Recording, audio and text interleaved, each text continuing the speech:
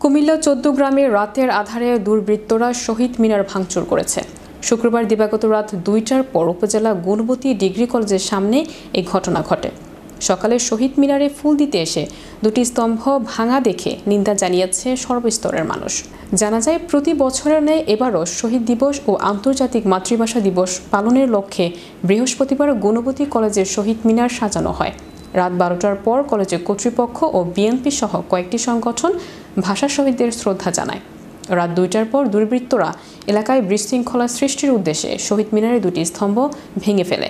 খবর পেয়ে সকালে ঘটনাস্থলে পরিদর্শন করেন উপজেলা নির্বাহী কর্মকর্তা মোহাম্মদ জামাল হোসেন, মাধ্যমিক শিক্ষা অফিসার AKM মীর হোসেন ও থানা পুলিশ। এছাড়া উপজেলা জামায়াতে আমির মাহফুজুর রহমান ও গুণবতী ইউনিয়ন বিএনপির আহ্বায়ক রফিকুল ইসলাম চৌধুরী সহ রাজনৈতিক নেতৃবৃন্দ শহীদ মিনার পরিদর্শন করেছেন।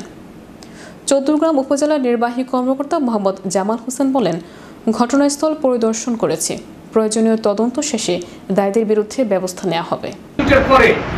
দুইটা আওয়াজ পাইছে, আওয়াজ পাওয়ার পরে সে লাইট নিয়ে সে ওখানে গেছে, দৌড়াইতে পারে না, সে একটু অসুস্থ। সেখানে জায়গা থেকে দুইটা পিলার স্তম্ভ এখানে পড়ে গেছে, ভেঙে দিয়েছে এবং সে দৌড়াতে দুইটা তার কাছে সবাই ফোন নাম্বার নাই, নতুন তো এখন সে জানাতে পারে নাই। দূরে পরে সে আমাদের টিচারদেরকে জানাইছে।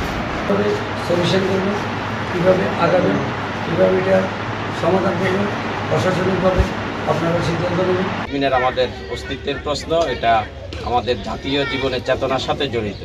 সুতরাং এটার সাথে যারা ঘটনা জড়িত আমরা তাদেরকে দৃষ্টান্তমূলক শাস্তি দেওয়ার জন্য প্রশাসনের নিকট জোর দাবি জানাচ্ছি। একটা তদন্ত কমিটি আমরাও করছি, তাদেরকেও একটা তদন্ত কমিটির কথা বলেছি তদন্ত কমিটি করার জন্য, এবং পুলিশের সাথে থানা যে পুলিশ রয়েছে তাদের সাথে আমরা যোগাযোগ করেছি, তাদেরকে নির্দেশনা দেওয়া হয়েছে। সেই অনুযায়ী সকালেই আমাদের পুলিশ সদস্য যিনি আছেন সাব ইন্সপেক্টর অভি, তিনি এখানে আসছেন। এসে হলো যে এখানে বিভিন্ন বক্তব্য, যারা নাইট গার্ড ছিলেন, শিক্ষক ছিলেন বা স্থানীয় রাজনৈতিক যারা ব্যক্তিত্ব রয়েছেন তাদের সাথে কথা বলছে। এটা তদন্ত কার্যক্রম চলমান রয়েছে। আমরা খুব দ্রুতই হলো যে যদি কোনো তদন্তে যদি কোনো কিছু বেরিয়ে আসে আমরা ব্যবস্থা নেব।